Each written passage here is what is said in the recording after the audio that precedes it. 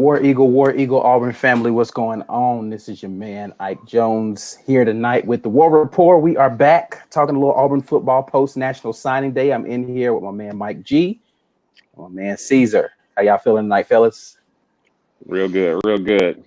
Awesome, awesome, Feeling awesome. good, feeling great.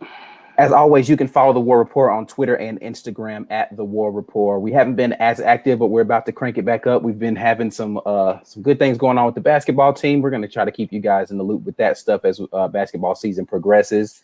Also, as always, click the like and subscribe button there on YouTube if you want to be notified of what's going on. Hit the notification bell to know when we're going live. But yeah, let's talk a little football, man. National Signing Day just went down. Any thoughts post National Signing Day from you all? Yeah, I think we upgraded. If I'm telling you we need some help on offensive line, obviously I think that's going to be a big area in need. They seem to have gone the JUCO route to try to fill some of those roles. But I am really excited about Tank Bigsby. I want to see what this kid's got to offer. I remember a time when we used to be running back you. I hope that we're getting back to that. Obviously, we've got some attrition at running back now, so that might open up some doors for Tank to jump in as a freshman and get some things done for us. Yes, sir. How about you, Caesar? Yeah, I think consensus top 10 recruiting class. We've been kind of used to that. They really targeted some areas of need that I was pleased with. From what I've been hearing, Auburn is not really done. I think they're trying to get some transfers in. We kind of talked about it prior. They're not sure they want to tackle the secondary, which has got hit hard due to graduation and players moving on. And then there's the O-line. That definitely, we actually swung and missed on a guy who I really was kind of hoping we get on campus this past weekend. That was five-star Broderick Jones, who was a Georgia commit, but was really listening to the pitches from our coaching staff. And I think it probably could have gone the other way had we got him on campus, but Georgia did some convincing and got him to decline to come to Auburn. So I'm looking to see what we got a lot of people along like the interior offensive line. I want to see us really pick it up and get some tackles. So yeah, I'm looking to see if we get any transfers in. They did do a good job they got some JUCOs to come in and fill up the D line, which I'm pleased with considering what we're losing into this season. So overall, recruiting is good. I look forward to seeing what happens in the next few weeks or months, and we can talk about the running back situation. Yeah. So really, three big items that are coming out for me most recently, and we'll just kind of tackle them in the order that they happened. So we're gonna end with the running back situation, but first and foremost, which we don't necessarily look at as a big thing, but Aaron Sipos decided he was going to leave and declare early, which puts us in a position where I don't know what our punting is going to be looking like next year. Not that Aaron Sipos was like the greatest punter in the world, but he had a pretty strong leg, rugby style punter. And yeah, I don't know who's punting right now for Auburn. And if we have some games where field position is going to be a big thing, punting becomes a big thing. So I am looking to see kind of what that's going to be looking like in the spring game. Usually in the spring game, you're going to see a lot of punts, even though they don't come under duress. But I am looking forward to seeing kind of what the legs are looking like out there for that. Any thoughts on Aaron Sipos deciding he'd seen enough and he's ready to try to take his talents to the league? Yeah, I didn't have see we it ever coming. known have we punter to I've leave never early? known a Yeah, punter no. to leave early. Yeah. Okay. Especially a guy. I thought that was odd. He's not even a Ray Guy candidate. It's not like he was one of those guys who you're expecting to be the best punter in the game. So yeah, it was a little interesting to me that he decided he was done. So I don't know. We'll see. All I got is two words. Godspeed. I hope it works out for him. Yeah, man. I was a little shocked by that breaking news. Our Yeah. punter was going to the league. But special teams was kind of a thing. In our kicking game, we were weak. We were weak on kick coverage. On kick placement. It wasn't a strong suit. Anders Carlson, I think he came through big at the end of the season, but Right. he missed some big kicks last year. So, they'll probably hold tryouts on campus, man, to see if there's somebody over there in the Haley Center that can kick the ball at least 30 yards. Maybe. I didn't see any it's punters some on kid, the recruiting some list. kid on the rugby team over there that's dying to get a scholarship offer. So yeah, hopefully we'll see somebody walk on. That'll be a good one. Or maybe they'll get a nice grad transfer at punter. Who knows? Didn't they get a kid from Thompson? Wasn't a kid from Thompson who was a kicker again at Auburn? I thought I heard something. I'm not going to pretend like I have been keeping up with the punting situation, because again, I wasn't looking for this. I was like, all right, well, there's certain things that you go into the next season thinking, all right, we're good on that, and you just kind of keep moving. Punter's one of those things, and it just was not the case. Yeah. So there's a couple of comments in here that actually that I want to tap into. The next thing is our coaching situation, right? So Gus Malzahn made it very clear, abundantly clear again after National Signing Day, that Chad Morris, he feels like, is one of the most brilliant offensive minds in college football and will be calling plays for Auburn come next season. Like, he made it abundantly clear that he wanted to step back and really focus on one-on-one relationships with players and put his hand in making sure that he was working on developing players better than he had previously, even if it's just like the character and relationships with players, not necessarily their fundamentals of football, but just making sure he's keeping them on the right track, so that, because it's clear, and that's going to come into play possibly when we start talking about this running back situation. Over the last few years, we've had multiple guys leave the team, and word on the street behind the scenes is that those guys have had character issues. They're missing class. They're coming late to practices. They're doing things that are putting them in bad positions, which are getting them in trouble with the team. And they're deciding, rather than kicking them off the team, they're giving them an opportunity to leave. And so I think Gus wants to get a hold of some of that stuff a little bit better and be more of an administrator and allow Chad Morris to run the offense. What are you guys feeling about that?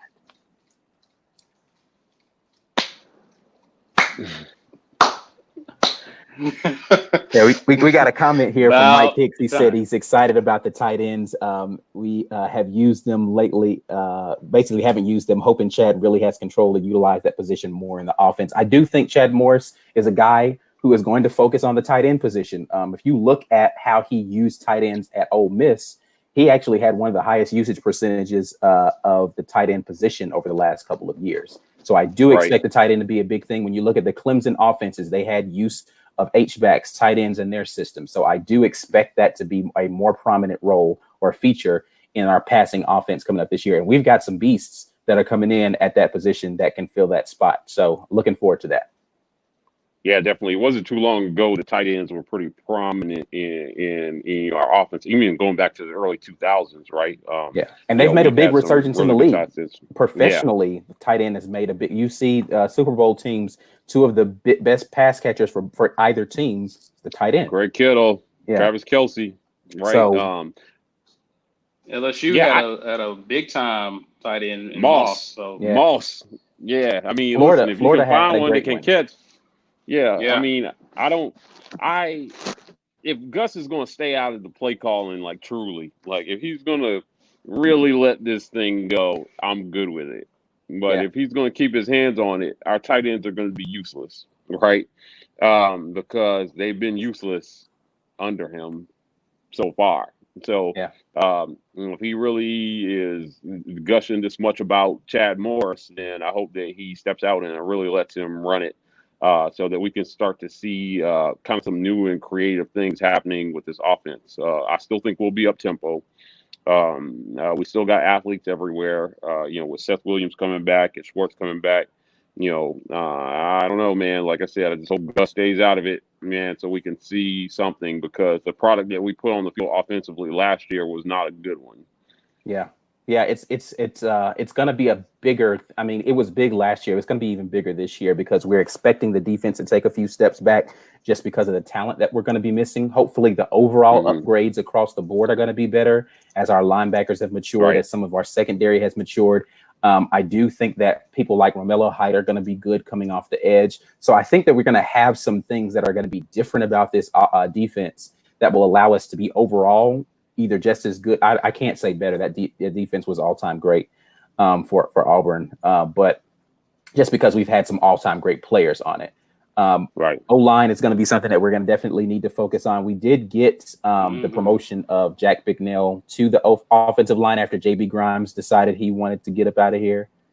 What are you guys feeling about the coaching staff right now for Auburn? Like offensively, Yeah, I mean, offensively, the TBD, right? Like, yeah, I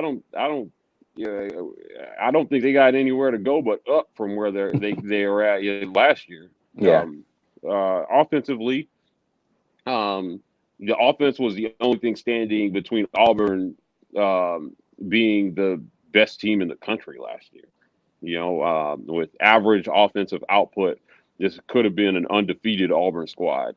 So some of a lot of it will hinge on what kind of step Bo Nix is going to take yeah, away from home in big games.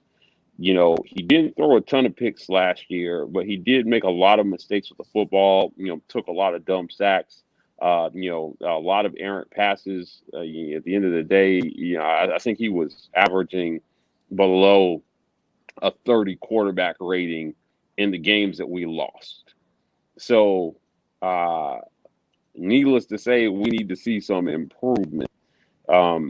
There was nobody that on our schedule that wasn't beatable by us, LSU included. Even though I think the numbers lied a little bit, because Joe Burrow still had a great day, relatively speaking, versus our defense. And from a scoring aspect, we kept them in check. But so it allowed the offense some opportunities. But man, I don't know. And here Keontae says offensively we need a new wide receiver coach. Agreed. Listen, man, whatever Cody Burns is doing, it's not working. yeah, It's not. yeah, It's not good, fellas. It's not good. Look into my yeah. eyes and understand that it's not good. So He is the passing game coordinator. This year we got to see what a great passing coordinator can do for your team. right. Over at LSU with Joe Brady. And I mean, what was he really the coordinator though? I mean, that's what his that's title what was. I don't know what he actually did over there, but this is actually going to segue really nicely into the major point that we wanted to talk about, which is, we had the departure of our leading rusher over the last 2 seasons. Mike Hicks says he's got to go. The departure of our leading rusher over the last 2 seasons in Jatavius Whitlow, he has entered into the transfer portal, right? And that means it's a wide open competition at the running back. And that means that the running back coach, who is, in his second season now in Cadillac Williams, he's got something that he's got to prove now, that he can get some of these freshmen ready to play ball, or second year player in DJ Williams. They all fumbled, all of them. Yep. Every single last one of them had trouble holding on to the ball. And I don't remember Cadillac being a fumbling running back when he played for Auburn, but ball security was an issue. So they need to get better. The running backs need to get better. They had, this whole like Whitlow's whole Le'Veon Bell act. We didn't have the offensive line for that. I didn't think this year. He got tackled behind the line a lot because he was waiting on blocks to develop that were never there, gaps to open that never opened. I'm just hard pressed to think that this offensive line could be much worse than it was last year. We got some JUCOs to fill in, but when it boils down to is we need to see a better product at running back. I'm excited to see what Tank Bigsby will do.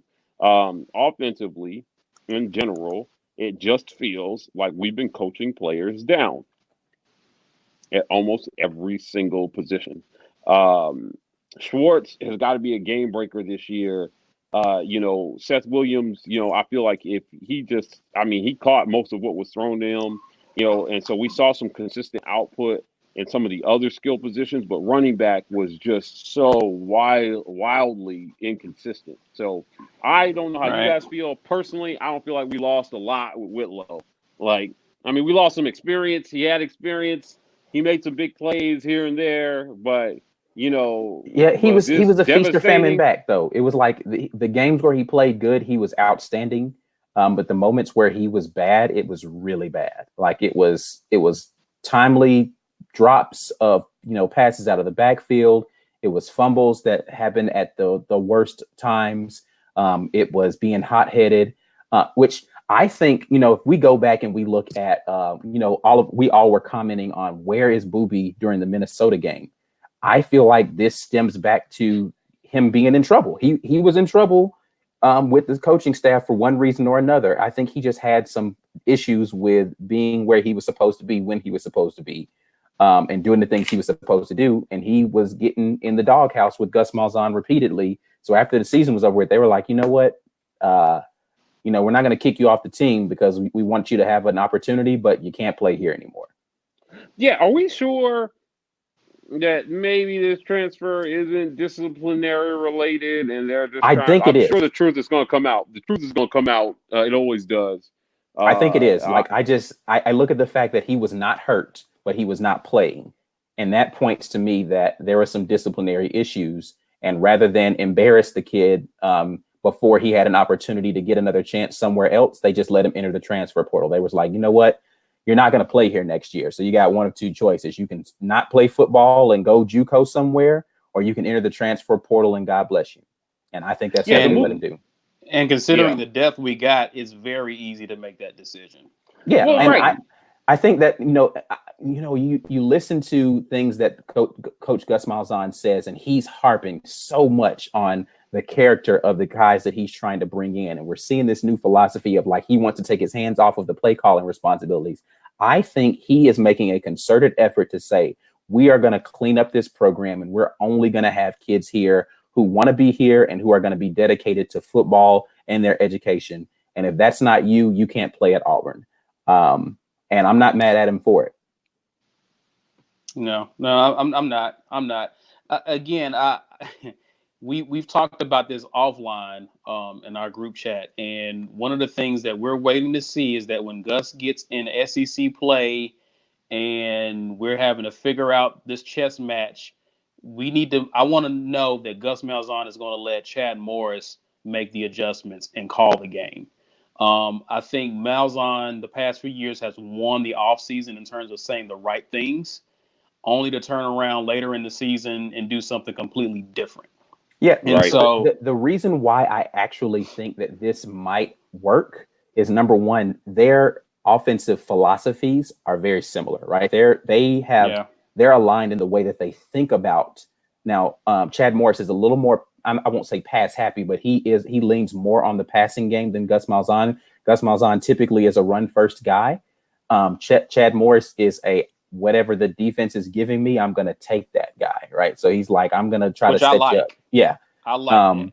And second to that, I think that just the level of trust that he has for Chad Morris and what he's seen in him previously will allow him to have. Now, again, that's in the heat of the battle. That's going to be a different situation. If if it's a tight game and one or two possessions don't go the way that he likes, you might see Gus, clutching that clipboard a little tighter, whispering into that headset a little bit more. I don't know if Chad Morris is going to be a press box guy or a sideline guy, but you're going to see that play out in that way, because that's typically how it is when it's like when the play has to get whistled in or when it has to get called in. How long is it taking for that play to get in will tell you how much Gus is intervening in that process. Right. Because if it's quick, then that means it's straight from Chad Morris to the quarterback.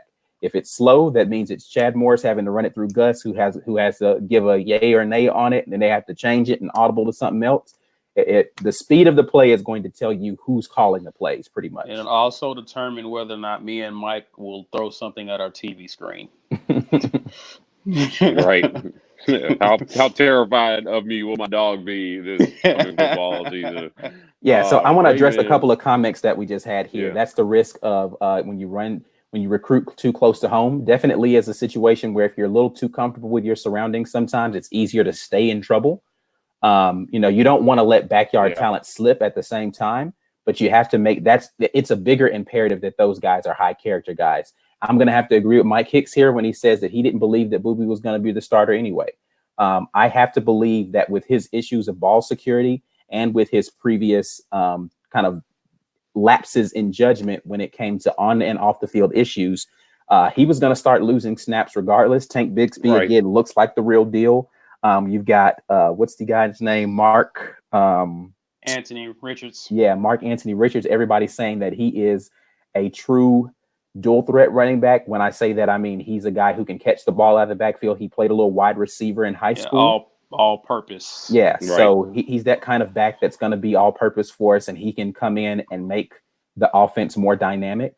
So when you look at stuff like that, I don't know where the snaps are coming from for Boobie, because DJ Williams was he looked like he was a home run type of back when he was in the game. Well, right. I mean, think about it. Listen, bottom line is Boobie dropped the ball in the most critical moments a lot. Right. So he had it's not like as if he didn't have talent, right? But he wasn't totally dependable. And I wonder if some of his discipline issues on the field were reflective of discipline issues off the field. No, right? I agree.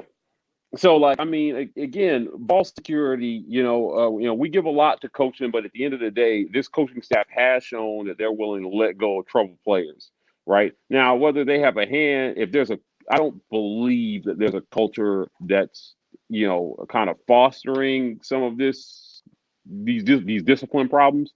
But Boobie he wasn't going to cut it on a championship team, period. Right. I mean, look at, his peers in the SEC, and they were just, there were just better backs, and there was no excuse for some of the things that he was doing on the field. So I can appreciate that he had problems, all the close to home stuff. Listen, man, the coaches need to handle all that. Right. If he wasn't the guy on every level. Right. Yeah. This is time to move on. And the thing with Boobie, two things that Boobie had working against him. Number one, he was not a true running back. He was an athlete. I think he played quarterback in high school. So he wasn't a natural running back. He had to learn the position at the college level. And then two, you see players, I think it goes back to Calvin Ashley. You have players who may have the tools, but mentally upstairs, something's off. And to Mike's point, it reflects in the game and how the attention to detail and the focus they give to executing. It was hit or miss with Boobie. Right. And he'll take the word you said, I think that I want to hone in on is focus. Like, I just don't know that his focus was there the majority of the time. Like, it was there enough to be, to be good in good times, but you've got to be locked in, like, the level of focus that you have to be able to play at this level, and then even be able to show that you can play, for millions of dollars one day is otherworldly. Right. Like, you can't be average in your focus. You can be as great as you want to be athletically, but if your focus isn't where it needs to be, it's going to lead to mistakes. And I think that was Boobie's biggest issue. All the talent in the world, got to get focused. And hopefully he learns it. And I appreciate Boobie for when we had him, because we got Boobie at a time where the cupboard was pretty bare at running back, if you recall. Lots of funny sentences. Malik Miller, though. Yeah, I know, right? Lots of funny sentences being uttered right now about Boobie. Boobies. But I sorry, 5 years old. I've been making Boobie jokes all week, so it's good. I just don't. Boobie's out. Yeah, right. I saw somebody online say something about Booby was out because he didn't want to have Tank take his place. Something about a tank top reference with Booby with Tank No, Bigsby. man. I was like, that was good. That was a good one. Yeah. Bars. Yeah. Yeah. Yeah, excited about seeing something different. Kind of like where we were. Yeah, running back was.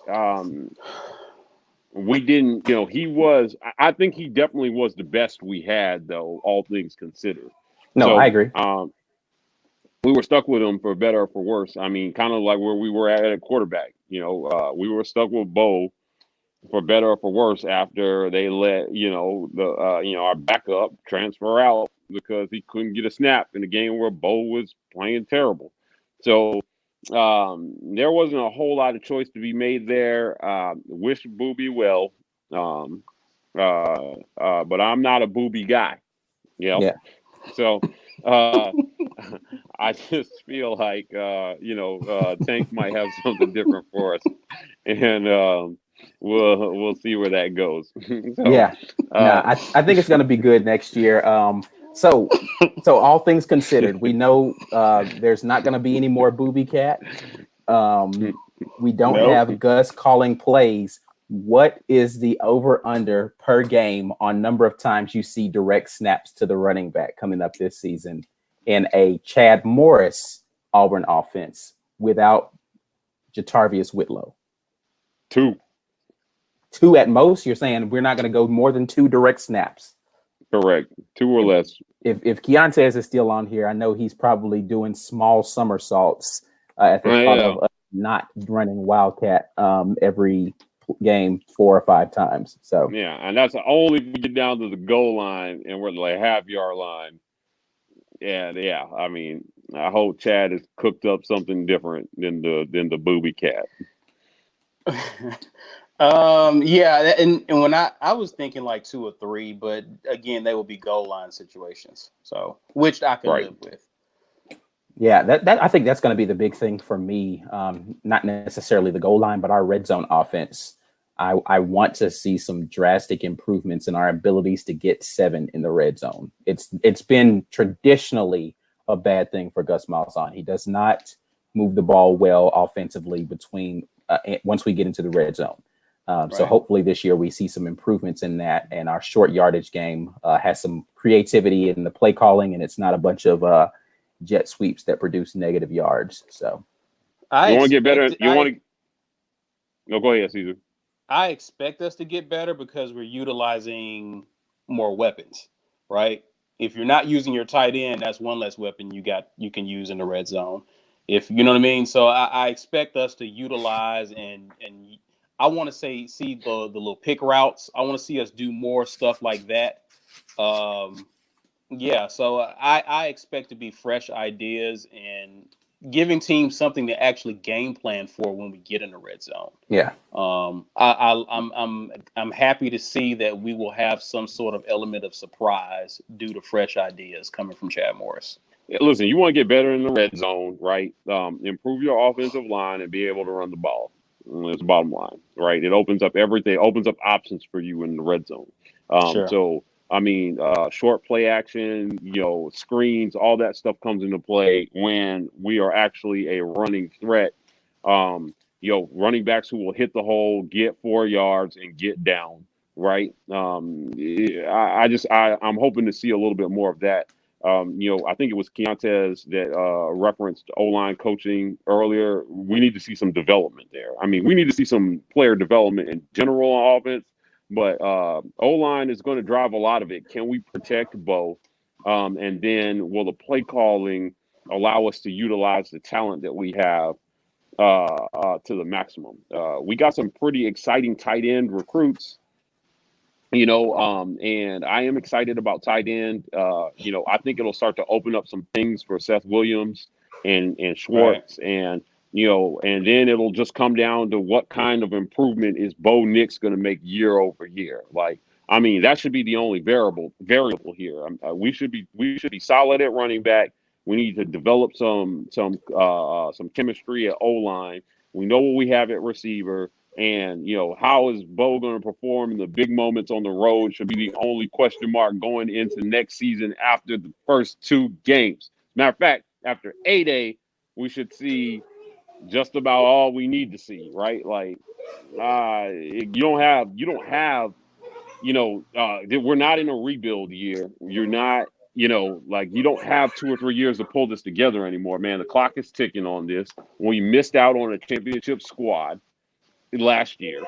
And they need to find something because the defense is going to need more help from the offense in 2020, period. Absolutely. Agreed. Last thing here, you were talking about just the improvements at quarterback. Taj Boyd, who was a quarterback at Clemson under Chad Morris, made a prediction that he feels like Bo Nix is going to throw for over 3,500 yards this season. Ooh. That's what he said. I'll be doing somersaults with Keontez if that happens. Hey, I'm listen, here for it. if he had connected on 60% of his passes, 65, he might have thrown for over 3,500 yards this year as much as he threw the ball. Yeah. He was throwing 35 to 40 times a game.